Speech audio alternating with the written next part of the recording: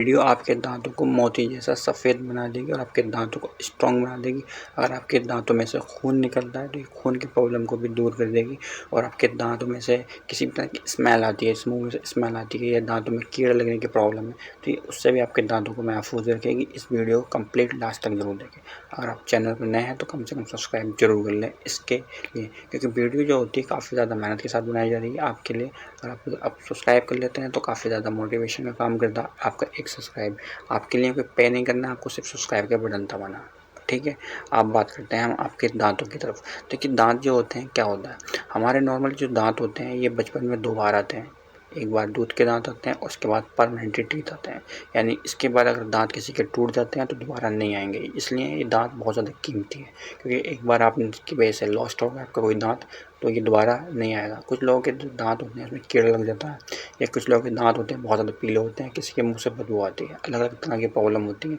लेकिन दांत इतने ज़्यादा मेजर प्ले करते हैं आपकी ज़िंदगी के अंदर कि इसको अप्लाई जब आपने करते हैं ना इस चीज़ को, तो आपके दांत भी हेल्दी रहते हैं, स्ट्रॉन्ग रहते हैं और वाइट रहते हैं। लेकिन नॉर्मली जो दांतों का जो कलर होता है वो पूरी तरह से वाइट नहीं होता, ये चीज़ हमेशा याद रखना।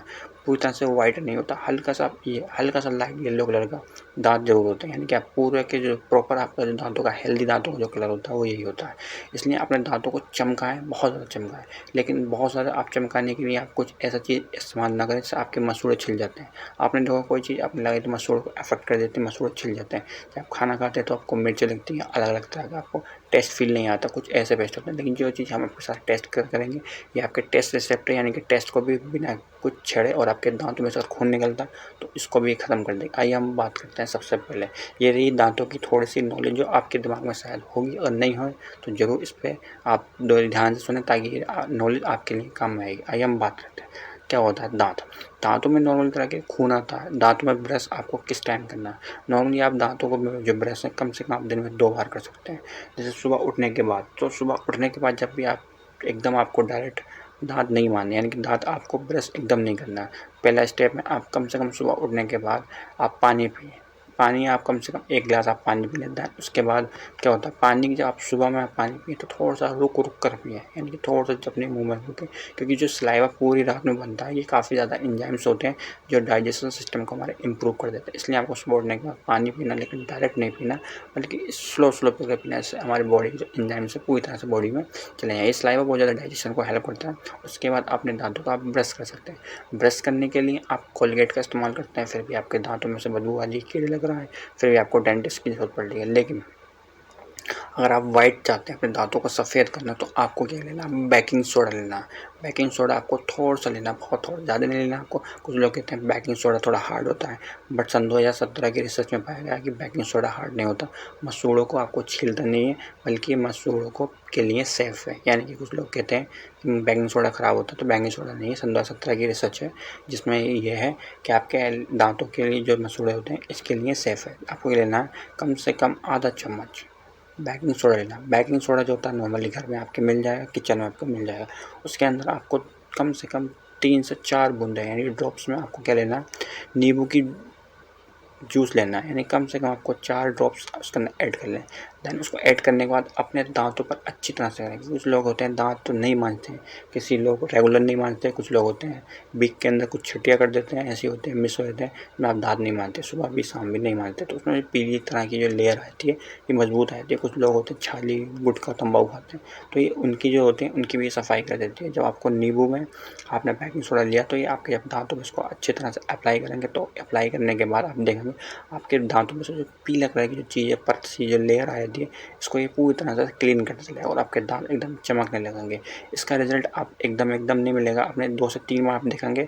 जब आप कुल्ली करेंगे तो उसके बाद आपको रिजल्ट एकदम दिख जाएगा, यानी कि 2 से 3 बार में आपको रिजल्ट दिख जाएगा। ये बहुत ज़्यादा पावरफुल होता है आपके दांतों को सफ़ेद बनाना। लेकिन आइए हम बात करते हैं, कुछ लोगों के मुँह से दांतों में से खून निकलता है जो पायरिया होता है, लेकिन पायरिया को कैसे रिड्यूस करते हैं। आपने तरह तरह के पायरिया के लिए पायरिया वाले कोलगेट यूज़ करे होंगे, सूखे भी यूज़ करेंगे पाउडर वाले फॉर्म में और पेस्ट वाले फॉर्म में किए होंगे, बट उसका रिजल्ट आपको नहीं मिला होगा। लेकिन नहीं मिला ना, इसको अप्लाई करने के बाद आपको पायरिया का रिजल्ट ज़रूर मिल जाएगा, यानी पायरिया से आप मुक्त हो जाएंगे, फ्री हो जाएंगे और आपके दांतों में से खून नहीं निकलेगा। तो आइए हम बात करते हैं उसके लिए आपको क्या लेना है कि सुबह में जब भी आप दांत मांजें तो दांत मांजने के लिए आप कुछ क्या इस्तेमाल करते हैं, कुछ भी इस्तेमाल करते हैं, कोलगेट इस्तेमाल करते हैं, पाउडर इस्तेमाल करते हैं, तो आज से आप ये चीज़ छोड़ें, बल्कि आपको एक केला लेना है। केले का क्या करता है, आपको थोड़ा-सा कट कर लेना है, थोड़ा-सा जितना आप ले सकें, उससे आपको दाँत मांजना है, यानी कि पेस्ट की जगह आपको केला यूज़ करना है।